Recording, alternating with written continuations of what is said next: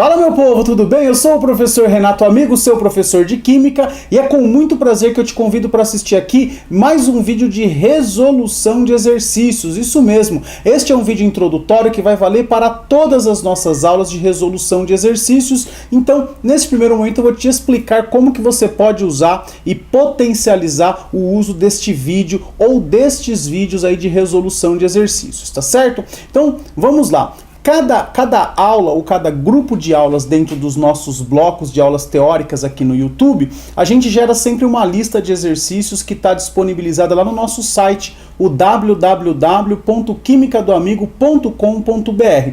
Você, depois de assistir a aula ou aquele grupinho de aulas teóricas, você vai no nosso site, faz o download da lista, resolve os exercícios do conforto do seu lar, confere suas respostas com os nossos gabaritos que também estão postados no site, e se você teve dificuldade na resolução de algum exercício, eu venho agora trazer essa novidade, que é a gravação da resolução de todas as listas que estão disponibilizadas no nosso site. Como é que vai funcionar? Aqui na descrição deste vídeo, assim como na descrição de todos os outros, eu vou disponibilizar o link para o download da lista. Então, se você ainda não fez, você pode fazer o download ou lá pelo meu site ou aqui pelo link que eu vou disponibilizar no YouTube. Além disso, eu vou disponibilizar para vocês também o instante exato do início da resolução de cada um dos exercícios.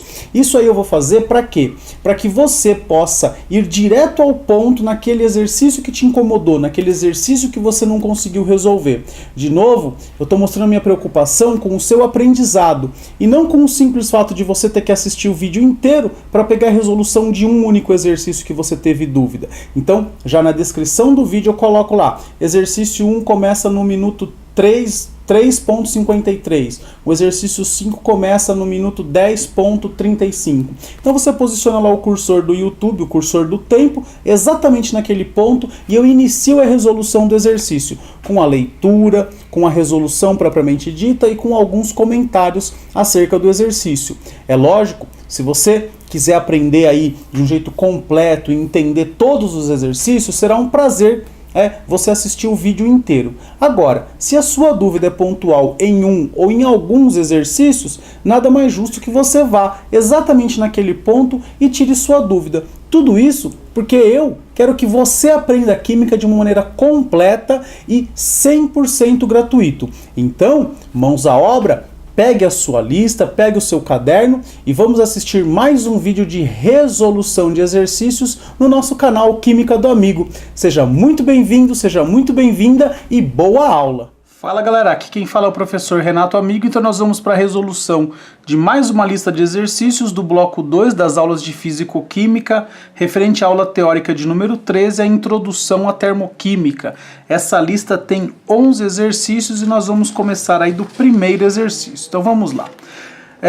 O NESP 2011, diariamente podemos observar que reações químicas e fenômenos físicos implicam em variações de energia.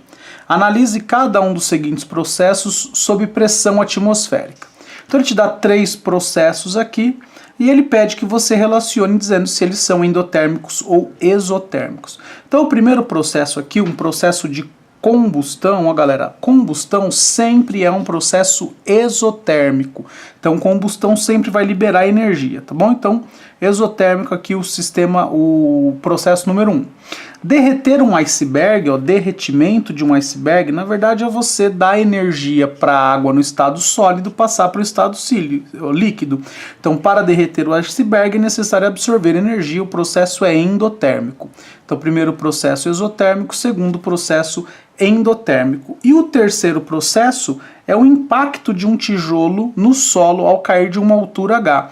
Então quando você cai de uma certa altura, ao bater no chão, você libera uma parte dessa energia que você estava acumulado. Então o impacto libera energia, o processo é exotérmico também. Então a gente tem que 1 e 3 são processos exotérmicos, enquanto 2 é um processo endotérmico, e aqui a gente tem a alternativa B para o primeiro exercício, exercício de número 1, alternativa B de bola, beleza?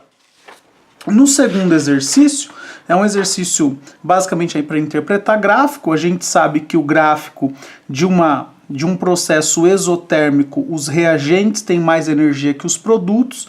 tanto que para ocorrer a conversão de reagente em produto é necessária liberação de energia, enquanto que um processo endotérmico, os reagentes têm menos energia que os produtos, então para que o processo ocorra é necessário a absorção de energia. Aqui a gente tem 3 processos, e o que importa para a gente sempre é o estado inicial e o estado final, não importa essas barriguinhas aqui que a gente vai ver nas aulas de cinética, né? Para quem está assistindo a teoria já deve ter visto, né? Isso aqui são as energias de ativação de cada uma das etapas, né? Quando a gente tem 2 barriguinhas aqui, sinal que tem 2 energias de ativação, então eu tenho 2 etapas. O reagente vai se transformar nesse intermediário que depois se transforma no produto. Mas isso pra gente na termoquímica pouco importa. Na termoquímica importa o estado inicial e o estado final. Então aqui ele está falando que os diagramas de energia fornecem informações importantes, termodinâmica enquanto em relação ao mecanismo da reação, depois permite determinar o número de etapas reacionais, presença de intermediários e ainda reconhecer qual etapa é mais lenta. A lei da velocidade é determinada pela etapa lenta da reação. A seguir são fornecidos diagramas de energia para 3 reações hipotéticas. Para cada diagrama de energia, indique se a reação libera, né, que é exoergônica. Aqui a ergônica é sinal de energia, tá bom? Se for energia térmica, é exotérmica.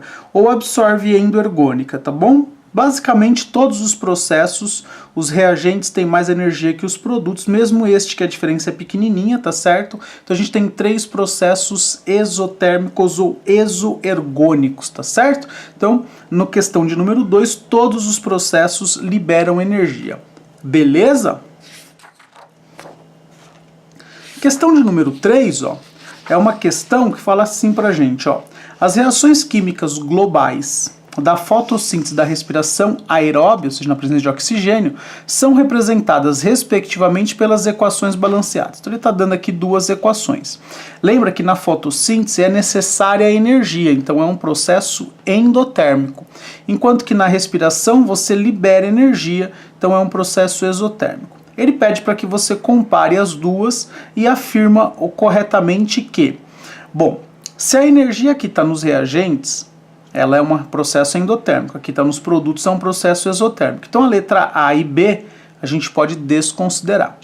Ambas são combustões, né? Combustão é quando você interage alguma coisa com oxigênio para formar CO2 e água, tá certo? Aqui, só para fazer uma correção, né, tem um erro, isso aqui é um erro de grafia mesmo, tá? É 6O2, não 6CO2 aqui, tá? Porque a respiração precisa de oxigênio e não de gás carbônico, você libera o gás carbônico no processo de respiração, tá certo? Então aqui já está corrigidinho. Os reagentes da fotossíntese são os mesmos da respiração? Não, ó, os reagentes são diferentes. Os reagentes da fotossíntese são os produtos da reação. Então, olha lá. Reagente da fotossíntese são os produtos da respiração. Então, essa alternativa é a alternativa correta, a alternativa E de escola, basicamente um exercício aí de interpretação. Então, ó, só toma cuidado para apagar esse C que estava a mais aqui, tá certo? Veio lá obviamente, de onde eu puxei a questão, tá certo? Então, tá revisada a questão aí. Questão de número 3, alternativa E de escola, beleza? Na questão de número 4, essa é uma questão que a galera tem muita dificuldade, que é a questão de interpretar um gráfico. Então ele te dá um gráfico, um diagrama aqui, né, onde eu tenho energia de reagente em cima e de produto embaixo. E como que a gente sabe disso? Olha só, a setinha não está apontada aqui para baixo? Então se a setinha está apontada para baixo, vamos lembrar classicamente de como eu represento uma reação, né? Reagentes se transformando em produtos. Então se a setinha estivesse para cima, aqui seria reagente e aqui produto. Como a setinha está para baixo, tudo que está antes da seta é o reagente. Beleza? Então ele está querendo indicar que isso aqui é reagente da reação. E quando a reação ocorre, ela libera 68,3 quilocalorias para se transformar nesse produto. Então, qual dessas expressões representa este processo? Então vamos lá. Ó, a letra B não pode ser porque a água está como reagente, ó. Então a letra B e a letra C não tem como tá correta, tá bom? Então tem que ser a A ou a D. Só que olha só na A, ele está dizendo que H2 mais meio de O2 se transforma em água menos 68. Então é a água menos essa energia aqui. E não é verdade, né? É essa energia aqui que vai ser liberada para se transformar em água.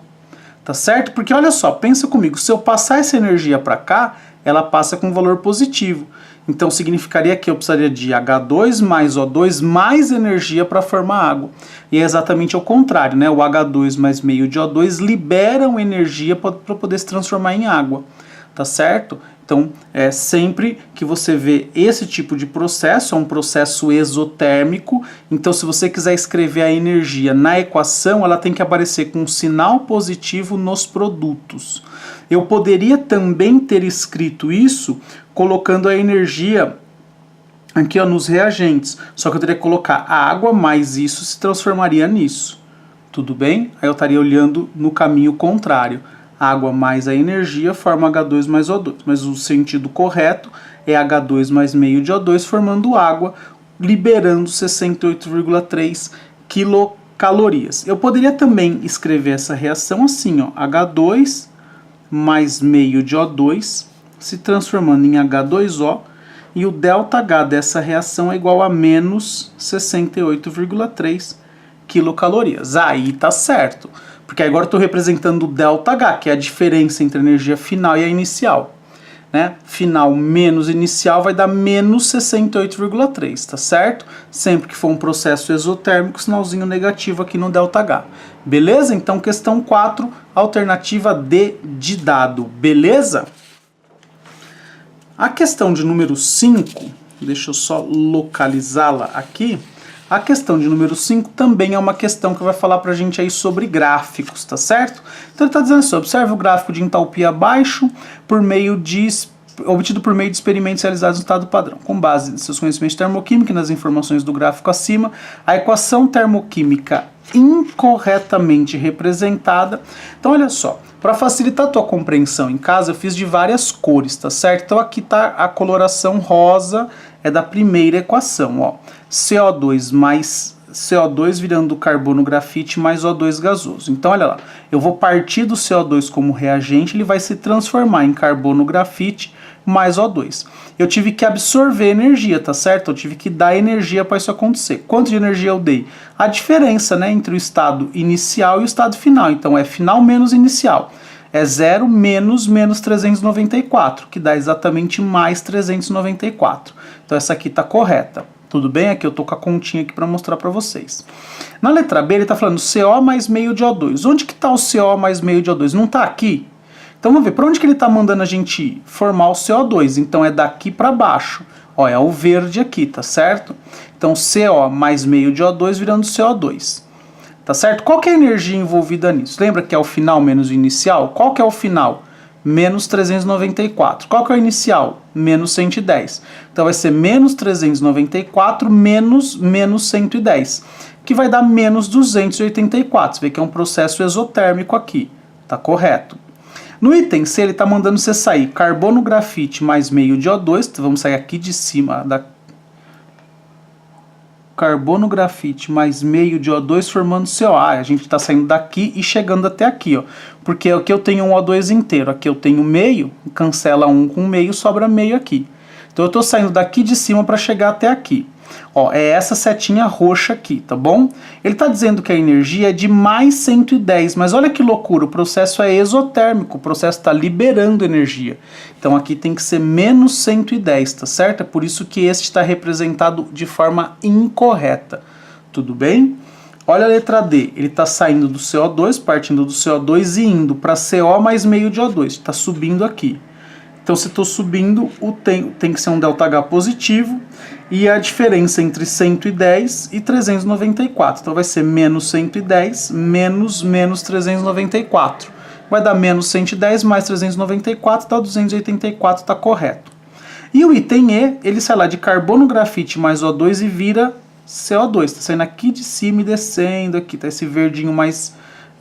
um verde diferente desse aqui. Não sei se está mais claro, mais escuro, enfim, mas é um verde diferente. Dá para perceber aí, né? Espero que sim. Então ele está saindo daqui de cima, no valor de 0 de energia, e está caindo aqui para menos 394. Então essa diferença é de menos 394, está correto. Então nesta representação, a única equação que está grafada incorretamente é a equação aí do item C. Tudo bem? Então, quinta questão, resposta C. Na sexta questão, Ele fala, esse é um exercício basicamente bem teórico, até um aluno mandou para mim essa dúvida, como eu ainda não tinha publicado a aula de resolução, respondi por e-mail lá, espero que esteja assistindo aí o vídeo. Ó, ainda hoje é muito comum as pessoas utilizarem vasilhames de barro, moringas ou potes de cerâmica não esmaltadas, para conservar água a uma temperatura menor do que o ambiente. Isso ocorre por quê? Então olha só, o barro isola a água do ambiente, mantendo sempre uma... Não, né? Não necessariamente. Se eu colocasse água quente lá dentro, ela ia ficar quente para sempre, né? Teórico, olhando para esta alternativa. Então tá errada. O barro tem o poder de gelar a água pela sua composição química. Também não tem nada a ver. O barro é poroso, isso é verdade, permitindo que a água passe através dele. Parte dessa água evapora. Só que para a água evaporar, ela precisa de energia. Ela rouba a energia da moringa. Então o restante da água que está lá dentro vai ser resfriada. Então, para evaporar, eu vou precisar de energia, porque a água líquida mais energia vira água no estado gasoso, água a vapor.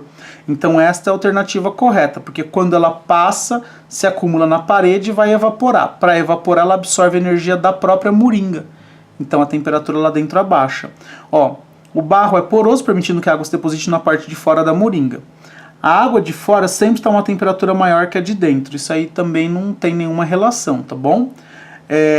A moringa é uma espécie de geladeira natural, liberando substâncias higroscópicas que diminuem naturalmente a temperatura da água.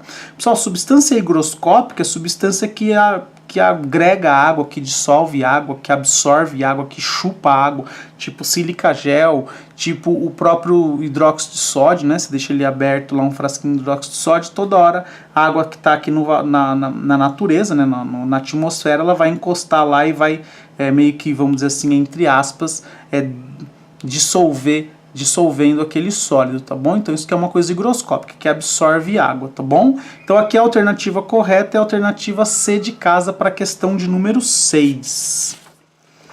Vamos aí para a questão de número 7, lembrando que são 11 questões nesta lista, né? Então, nos diagramas a seguir, as linhas horizontais correspondem às entalpias das substâncias ou de mistura de substâncias. O diagrama que quantitativamente indica as entalpias relativas a um mol de etanol líquido, um mol de etanol gasoso e dos produtos da combustão de um mol desse álcool, 3CO2, 2CO2 mais 3H2O. Então ele está perguntando assim, né? Qual que está representando corretamente? O líquido virando gasoso, o gasoso virando líquido e depois a combustão. Então vamos lá. A combustão é um processo exotérmico, tá certo? Então a energia do etanol tem que estar maior no início e menor no final. Então se é um processo exotérmico, tem liberação de energia. Então o item A e o item B a gente já pode eliminar. Tá bom? Porque se é um processo exotérmico, os produtos têm que estar abaixo dos reagentes. Agora aqui fica só na dúvida, né? Quem tem mais energia, o etanol líquido ou o etanol gasoso? Vamos pensar no seguinte. O etanol gasoso, ele está mais desorganizado, então ele absorveu energia para passar do estado líquido para o gasoso. Então é óbvio que se ele absorve energia, no estado gasoso ele tem mais energia. Então essa aqui também está errada.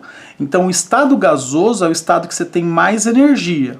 Aí você perde um pouco dessa energia, fica líquido, perde um pouco dessa energia, fica sólido, tudo bem? Então aqui a representação correta é aqui do item C, ó, etanol gasoso com mais energia que o líquido e o etanol líquido com muito mais energia que os produtos da combustão, uma vez que a combustão é um processo exotérmico, beleza? Então questão de número 7, gráfico da alternativa C de casa, beleza? A questão de número 8, questão tranquila, em um texto encontramos a seguinte frase: quando a água funde, ocorre uma reação exotérmica. Tá bom? Vamos lá, água fundir é água sólida virar água líquida. Então não tem nenhuma reação química acontecendo. E não tem liberação de calor, tem absorção de calor. Então nesta frase a gente encontra dois erros. Dois erros porque não se trata de uma reação química, nem o processo físico é exotérmico. Ao contrário, o processo físico é endotérmico, tá bom? Então quando a água funde, ocorre uma transformação endotérmica. Aí ficaria bacana, a frase ficaria correta. Beleza? Então na questão de número 8, é uma questãozinha bem conceitual, alternativa D de dado. Vamos agora para a questão de número 9. Questão de número 9 aqui, ó, inteirinha numa folha. Olha só que bacana. Também outro gráfico aí que vai mostrar pra gente a ideia de variação de energia conforme o estado físico. Tá que a água é uma substância, a água é a substância mais abundante no nosso planeta, ocorrendo nos 3 estados físicos: sólido, líquido, gasoso, na litosfera, hidrosfera e atmosfera. Todos os seres vivos são constituídos por grandes porcentagens de água, de modo que sem ela a vida tal qual a conhecemos não existiria na Terra. Considerando o gráfico de energia a seguir, que representa a formação da água nos diferentes estados físicos, faça o que se pede. Escreve a equação termoquímica correspondente à formação da água no estado líquido. Então a gente quer a equação aqui representada por esse ΔH de número 2 aqui. Então o que a gente tem? Antes da seta H2 mais meio de O2, depois da seta a gente tem H2O líquido. A energia envolvida para isso acontecer vai de 0 a menos 68,4, então o ΔH é igual a menos 68,4, um processo exotérmico, porque está sendo liberada energia, beleza? Então, item 1, H2 mais meio de O2 formando H2O líquido, beleza? Item 2 aqui, observando a formação da água nos 3 estados físicos, indique em qual estado físico ocorre liberação e absorção de maior quantidade de calor.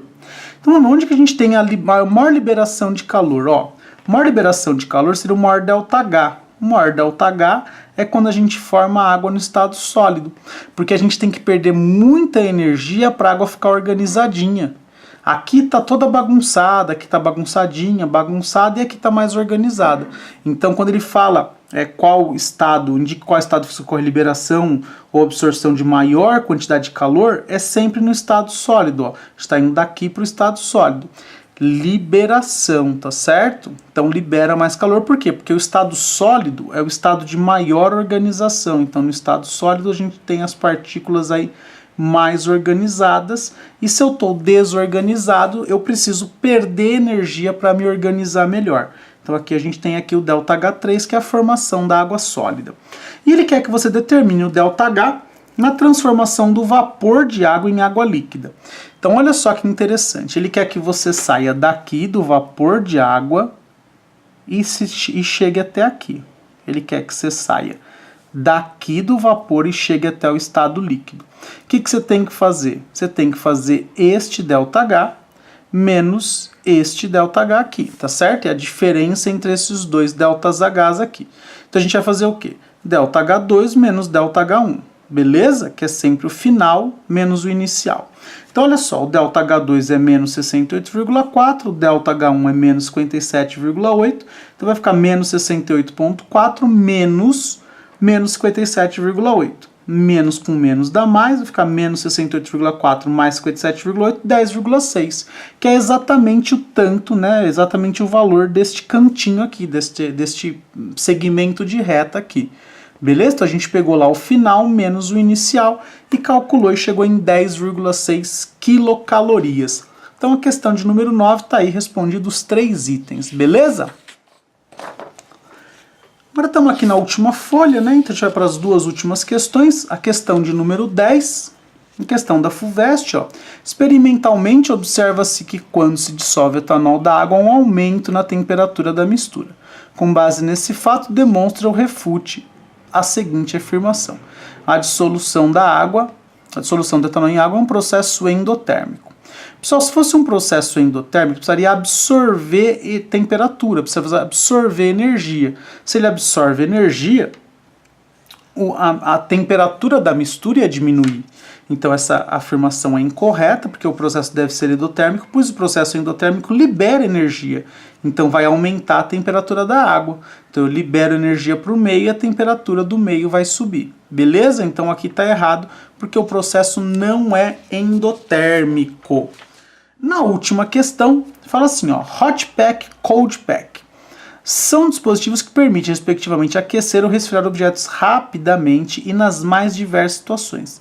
Esses dispositivos geralmente contêm substâncias que sofrem algum tipo de processo quando eles são acionados. 2 processos bastante utilizados nesses dispositivos e suas respectivas energias estão esquematizadas nas equações 1 e 2. O nitrato de amônia e água tem uma energia positiva aqui, né? Então ele absorve energia, tá certo? Ele retira energia do meio. E o cloreto de cálcio mais água, ele vai liberar energia para o meio. Ora, se o processo 1 absorve energia, a temperatura diminui ao redor, então o negócio vai esfriar. E se o cloreto de cálcio libera energia, então o meio vai aquecer. Então a gente pode dizer que, de acordo com a notação, pode-se afirmar que as equações 1 e 2 representam os processos de... Aqui não é diluição, né? É dissolução, porque você não tem uma substância com uma certa concentração e você adiciona água para diminuir a concentração. Na verdade, a água está dissolvendo tanto nitrato de amônio como cloreto de cálcio. Então você tem um processo de dissolução, sendo que o 1 é o que vai absorver energia, então 1 é o cold pack, e o 2 é o que vai liberar energia, é o hot pack. E aí a gente tem que a questão de número 11, alternativa B de bola, questãozinha da Unicamp aí para a gente chegar ao final de mais uma resolução de exercício aqui no nosso canal. Eu espero que vocês tenham gostado, que tenha sido interessante aí para você essa resolução, que tenha tirado suas dúvidas. Se isso aconteceu e você ainda nem é inscrito no canal, por favor, se inscreva. Curta aí no botão curtir, né? Dê uma clicada nesse joinha para receber as nossas notificações.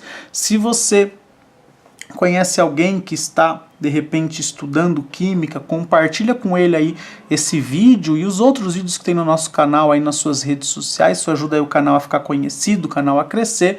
Se você tem alguma dúvida, sugestão, crítica ou elogio para o nosso canal, é só mandar um e-mail para mim no quimicadoamigo@gmail.com, quimicadoamigo@gmail.com. Sempre é um prazer receber e responder as suas dúvidas. Só lembra de deixar um comentário aqui no YouTube sempre que mandar um e-mail para mim, porque às vezes o e-mail vai para a lixeira e a gente acaba nem vendo a sua dúvida, tá bom? Então, se você chegou até aqui e se inscreveu no canal, curtiu, comentou, compartilhou, mandou sua dúvida, divulgou o nosso trabalho, eu só tenho que te agradecer e dizer beijo, tchau!